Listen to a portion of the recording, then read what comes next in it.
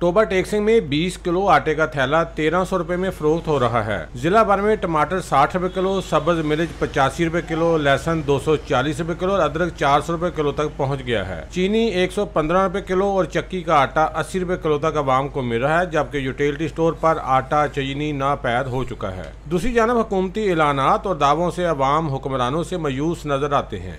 Toba टेकसिंग में आटे की कीमत में बेइंतहा इजाफा हो चुका है। 20 किलो आटे की थैली 1280-1300 रुपये में फ़रोख्त हो रही है। ज़िली इंतज़ामिया और प्राइस कंट्रोल कमेटियाँ इस पे कोई अमल नहीं कर रही।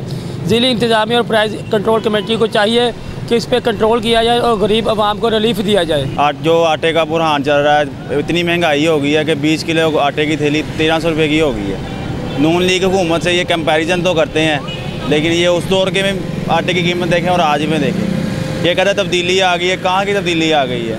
हर आवाम भूखी मर रही है, तो लोग बहुत परेशान हैं। लेकिन हमारा जो कप्तान है वो डट के खड़ा है। आवाम मर गई है, उन्होंने उसका कहा कोई आवाम किसी को नहीं छोड़ूंगा। उन्होंने वाकई किसी को नहीं छोड़ा।